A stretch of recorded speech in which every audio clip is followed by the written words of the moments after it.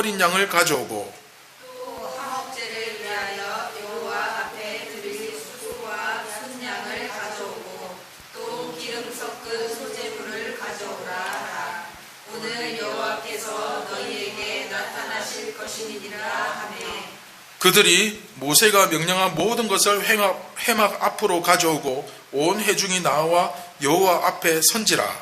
모세가 이르되 이는 여호와께서 너희에게 하라고 명령하신 것이니 여호와의 영광이 너희에게 나타나리라. 자, 다 같이 읽겠습니다. 시작. 모세가 또 아론에게 이르되 너는 제단에 나아가 내 속죄제와 내 번제를 드려서 너를 위하여 백성을 위하여 속죄하고 또 백성의 예물을 드려서 그들을 위하여 속죄하되 여호와의 명령대로 하라. 아멘.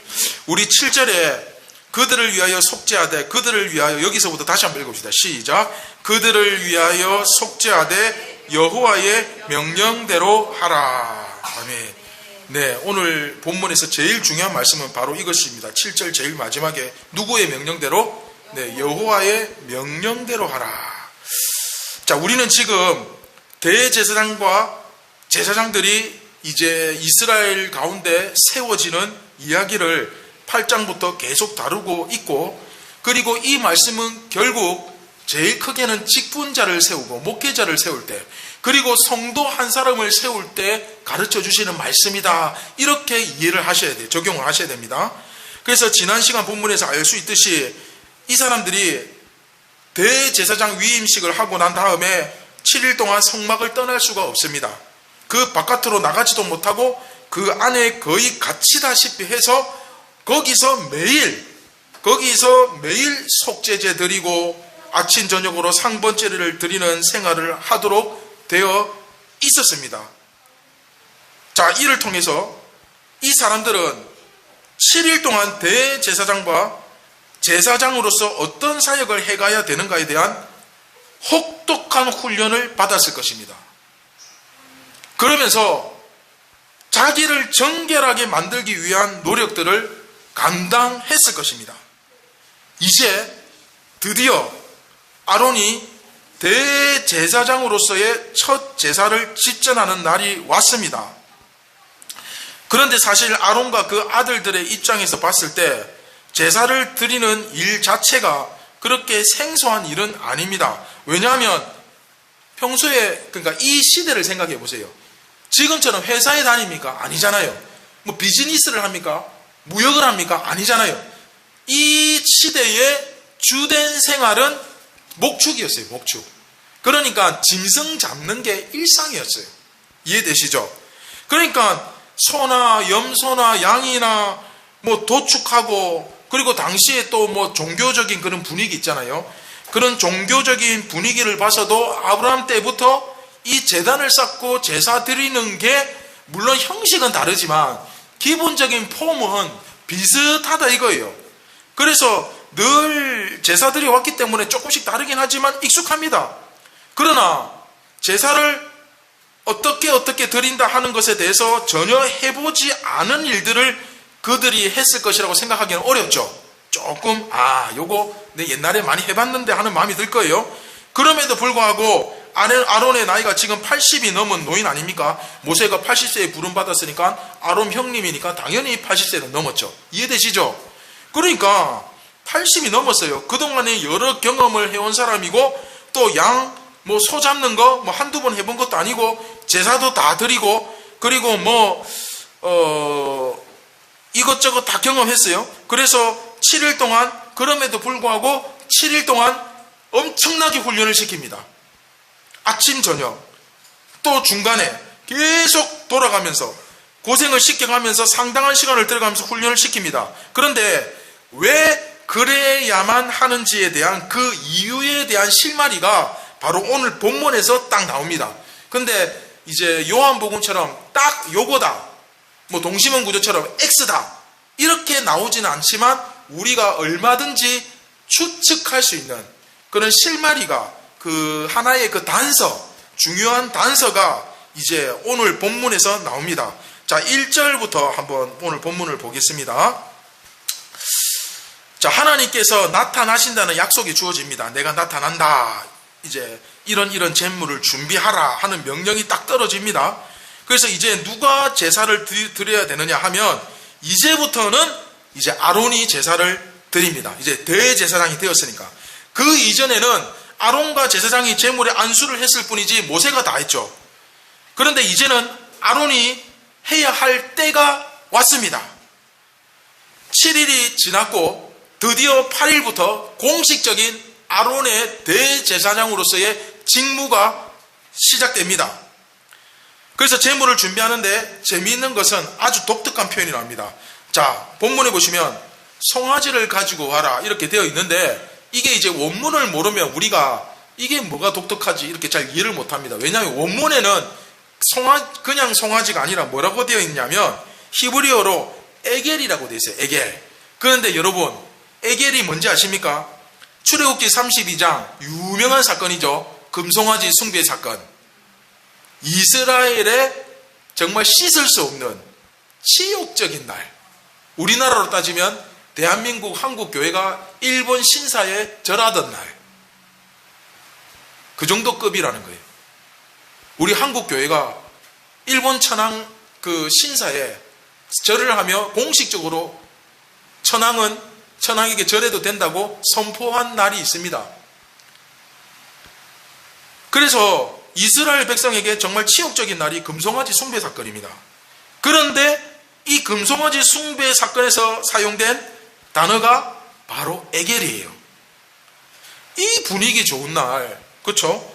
이제 대제사장으로서 직무가 시작되는 이 좋은 날에 왜 하필 에겔이라는 단어를 썼을까?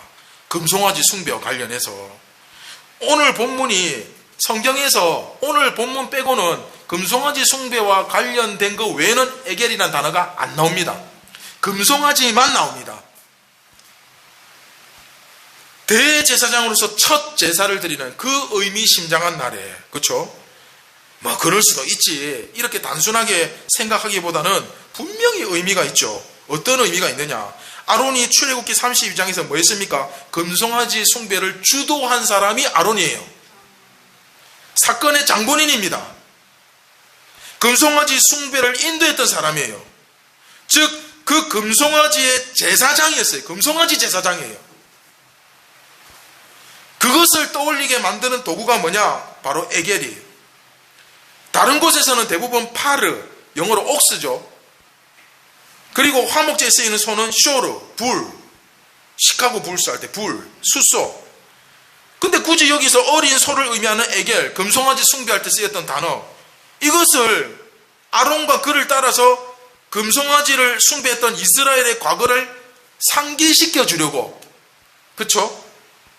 그 금송아지를 죽여서 제물로 드림으로써 이제는 그 과거를 완전히 씻어내어야 된다 하는 그런 메시지가 이제 담겨 있는 거죠. 굉장히 중요합니다.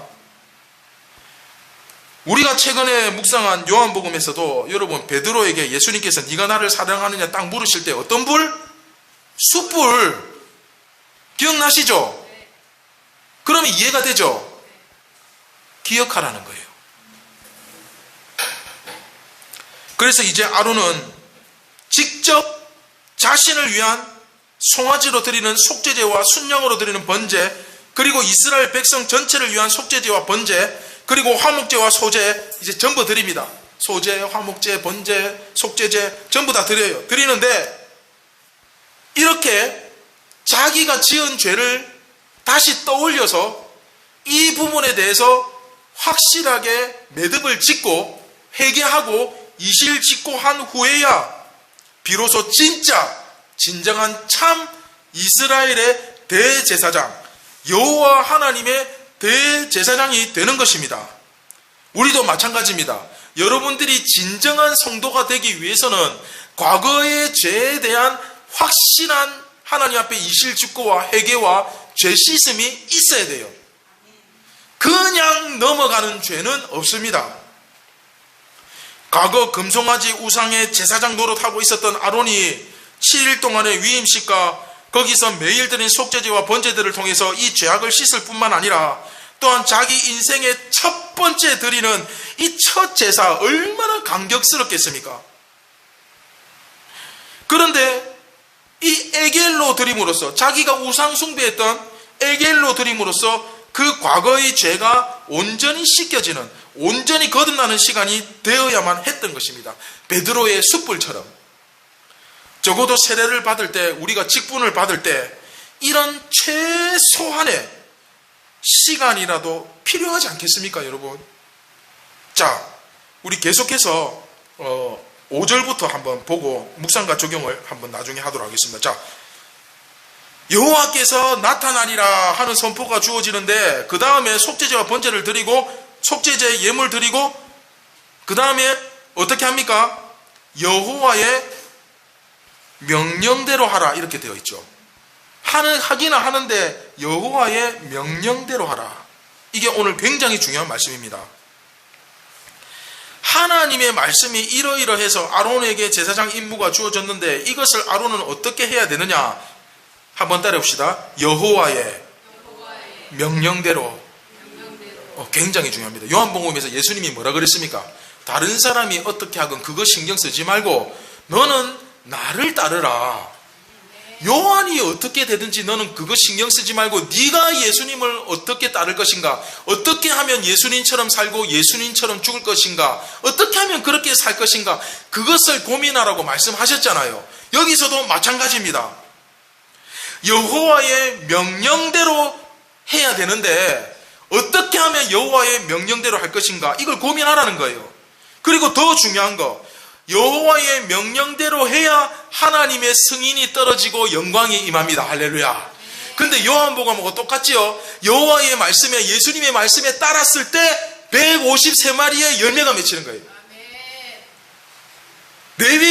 레위기와 요한복음의 연대가 수천 년이 차이 나는데 똑같은 말씀 아닙니까? 지금 똑같은 메시지가 주어지잖아요. 여호와의 명령대로 해야 거기에 하나님의 승인이 딱 떨어지고, 그로 인해서 하나님의 영광이 나타나고, 나중에 이제 9장 23절 24절 후 이제 보면 클라이막스가 나오는데 거기서 막 불이 내려와가지고 그 제물을 사르는 역사가 일어납니다. 그러니까 그러한 역사, 그러한 영광, 그런 하나님의 승인이 하나님의 허락이 딱 떨어지기 위해서는 여호와의 말씀대로, 여호와의 명령대로, 그래서 하나님의 영광이 나타나는, 하나님의 그 승인이, 하나님의 허락이 나타나기 위해서는 여호와 하나님의 명령을 그대로 따라서 그것을 온전히 감당해야만 했다는 것입니다.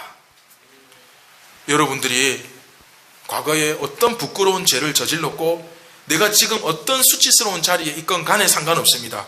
여러분들이 여호와의 명령대로 순종할 때에 그 모든 죄와 허물은 사라지고 용서함을 받고 하나님의 용서와 진정한 허락이 떨어지고 여호와의 영광이 임하게 될 것입니다.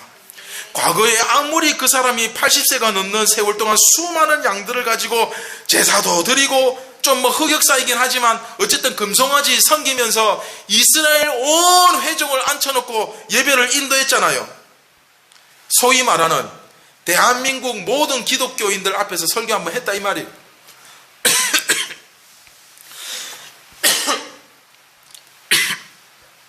그러나 그 모든 것 다 제쳐두고, 그게 중요한 게 아니에요.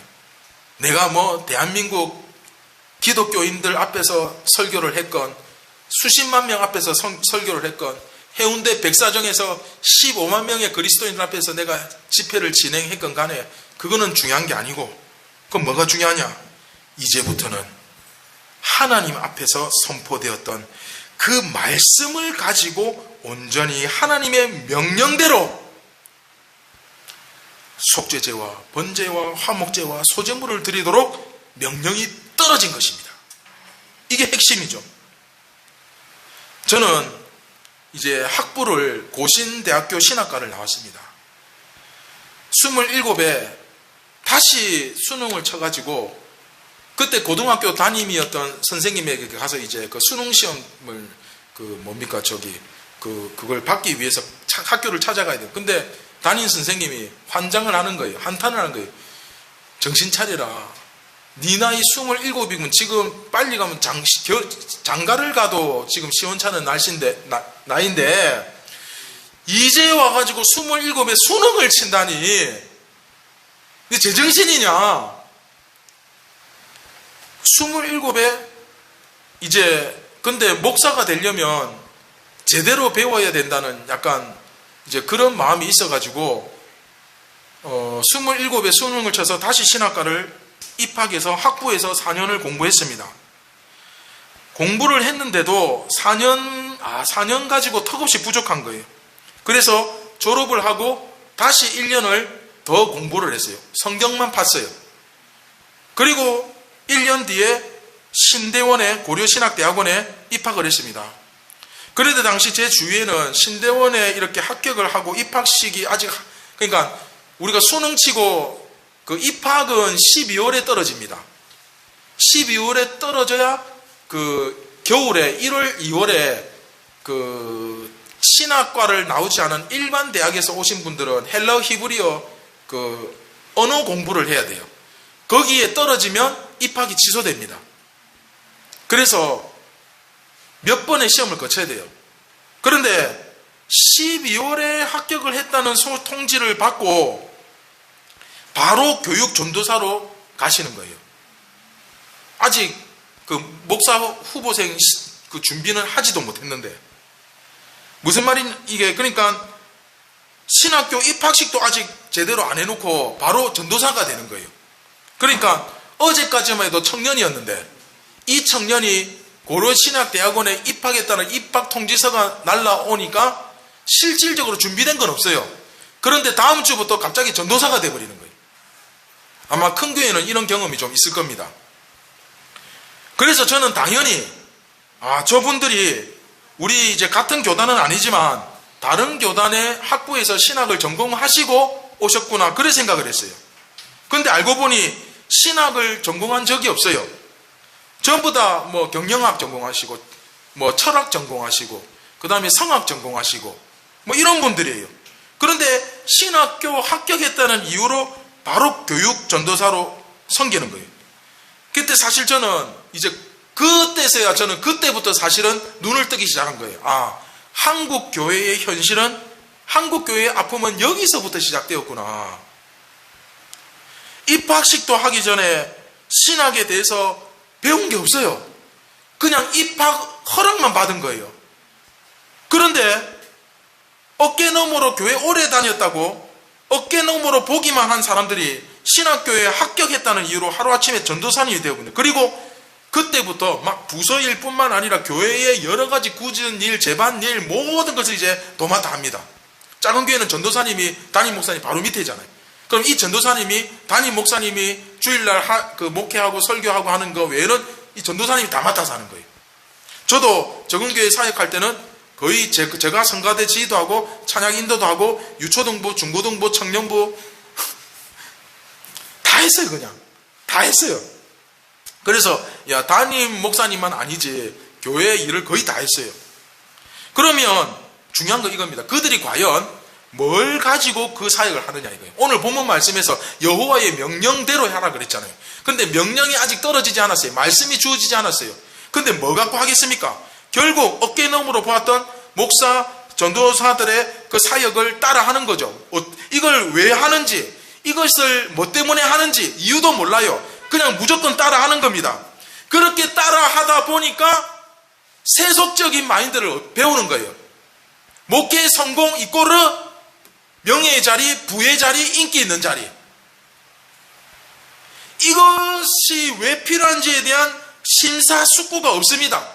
그냥 슬쩍슬쩍 본 거 가지고 흉내를 내는 거예요. 그리고 심지어 맡은 부서에서 설교를 합니다. 말씀을 전합니다.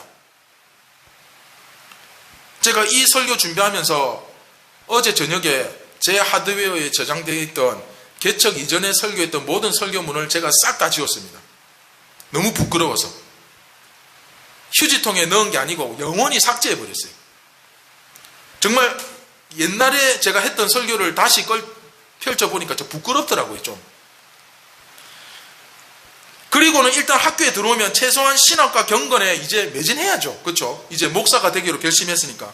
그런데 사실 교회 사역이라는 게 이게 굉장히 많거든요.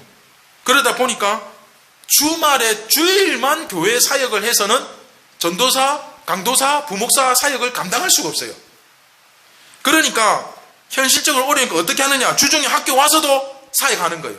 그래서 고려신학대학원에 와가지고 이렇게 보면 도서관에 앉아있다가 갑자기 전화 들고 막 뛰쳐나가는 이런 것을 익숙하게 봅니다. 갑자기 레포트 하다가 공부하다가 집사님 하면서 나가요. 그리고 열심히 해서 가서 보면 뭐 하고 있느냐? 수련회 프로그램 짜고 있어요. 기말고사인데 지금 시험이 눈앞인데 전부 다 이번 수련회 때 뭐 하지? 새벽에 무슨 이벤트를 좀 하지? 전부 행사 준비하고 있어요. 그리고 그거 다 한 사람은 능력자. 그리고 그게 능력이 안 되는 전도사는 다른 전도사한테 가가지고 야, 이번에 수련회 하려고 하는데 장소가 어디가 좋냐? 뭐 좋은 프로그램 있으면 좀 가르쳐 달라. 너 마술 잘하지? 너 레크레이션 잘하지? 이번에 좀 섬겨주라. 뭐 이런 식으로. 이 현실이에요. 신대원에 와서도 여전히 몸은 신학 수업이 아니라 예수님을 알아가는 것이 아니라 사역의 연장선에 놓여 있어요. 웃기죠? 예수님을 모르는데 사역을 하고 있고 결국 자기의 이 신학적 바탕을 세우기 위한 노력은 거의 못하고 당장 눈앞에 주어진 교회 사역에 대해서 고민하는 거예요. 그러다가 하는 유명한 말이 뭐냐면 신학하는 거하고 목회하고는 아무 상관없다 라는 깜짝 놀랄 만한 이야기를 늘어놓습니다. 정말 섬찟한 얘기죠. 그리고 실제로 대학원에서는 엉망으로 제대로 공부도 안 하고 그랬는데 또 목회를 소위 이제 세상적으로 볼 때 목회를 잘한다. 좀 길이 잘 열려가지고 좀 큰 교회 담임으로 가면 그게 곧 목회 잘하는 거다.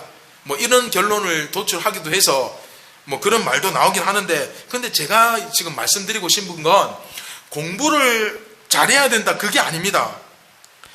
제가 말씀드리고 싶은 건 공부만 하라는 의미가 아니라 공부가 기본이라는 거예요. 여러분 이렇게 비유하면 이해가 되실 겁니다. 여러분 의사나 변호사가 의대에 가서 혹은 법대에 가서 그 공부 열심히 해봐야 소용없다. 별로 할 거 없더라. 이렇게 말한다면 의대에서 별로 그렇게 중요한 거 안 가르쳐줘요. 그런 말 우리가 듣는다면 어떤 느낌이 들겠습니까? 그리고 그 사람한테 내가 다음 주에 수술 받는다면 어떤 느낌이 들겠습니까? 그런 사람 앞에 내 몸을 수술대 위에 올려놓겠습니까? 절대 내가 모르고는 속아서 갈지 모르지만 알고는 안 맡기죠. 하물며 목사는 영혼을 살리는 의사입니다. 물론 학부를 그 신학과를 나온 사람이 훨씬 더 우월하다 그것도 절대 아닙니다.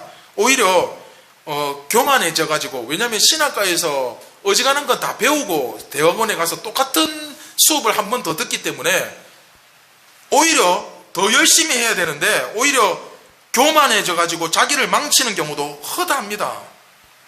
그러나 제가 좀 주제 넘은 말이라고 생각하실 분도 계시겠지만 제가 보기엔 이렇게 사역자들을 교육하는데 에너지를 들이지 않는 것, 최선을 다해 준비하지 않는 것은 한마디로 오늘 본문에 아론에게 예전에 금송아지 우상숭배를 인도해본 그 가닥으로 그 어깨에 넘어 경험으로 여호와께 드리는 제사를 주관하라고 시키는 꼴과 똑같습니다.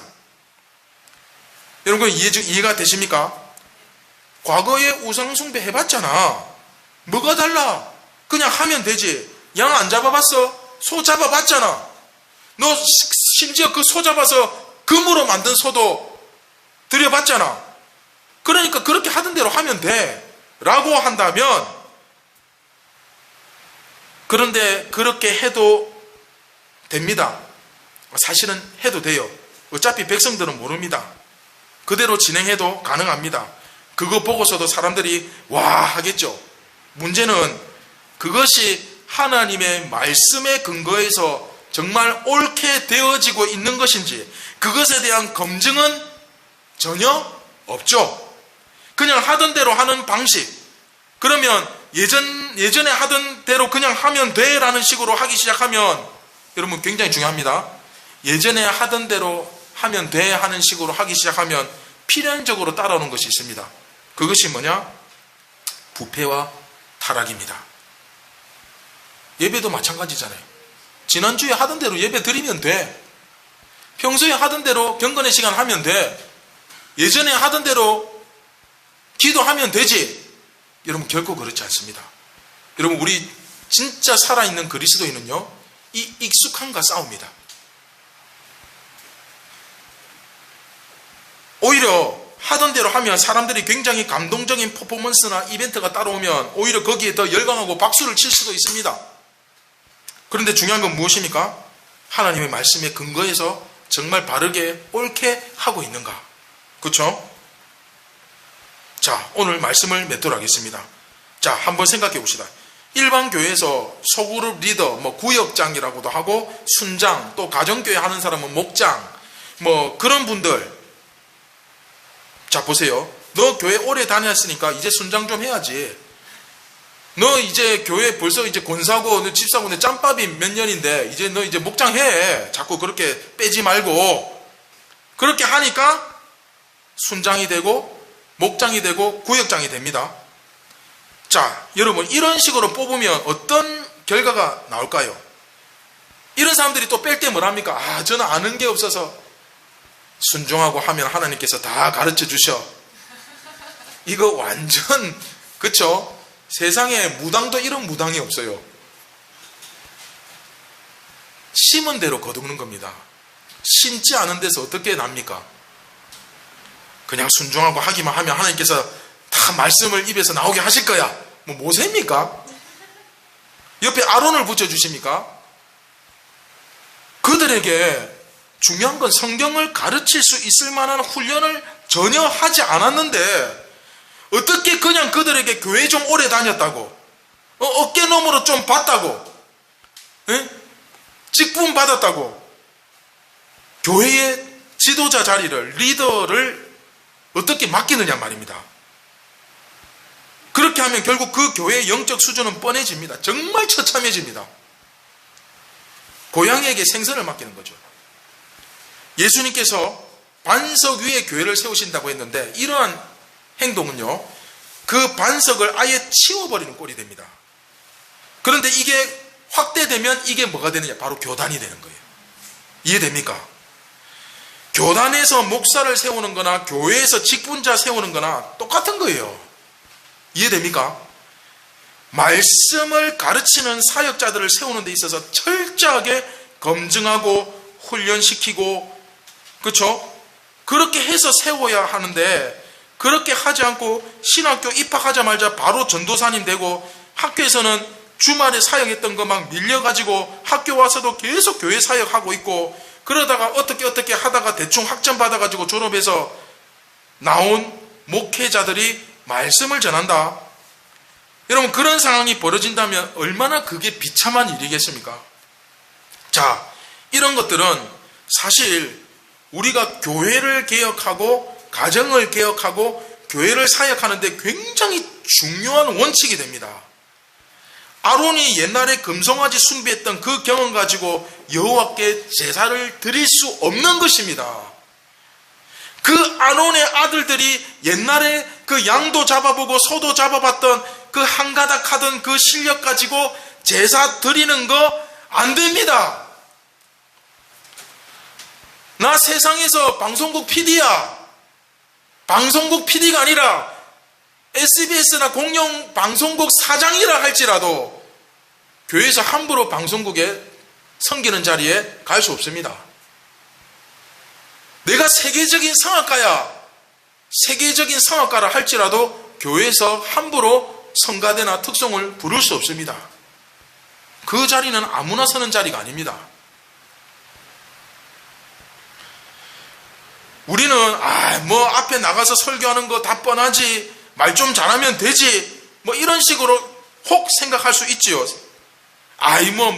목회라는 게 하다 보면 다 되는 거 아니야 라는 식으로 생각하는 게, 여러분 진짜 과연 이게 옳은 생각입니까? 길로 가든 뭐로 가든 서울만 가면 되는 게 이게 정말 목회일까요?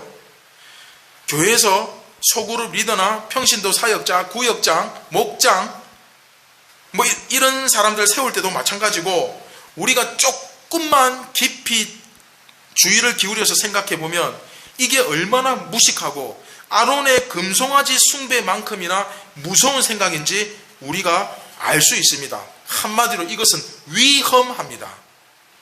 즉 모든 경우에 이것이 정말 하나님의 말씀에 적합한가, 말씀대로 적용할 수 있는가, 이런 것들을 충분히 생각하고 판단할 수 있도록 훈련해서 말씀을 가르쳐서 사람을 세워야 됩니다.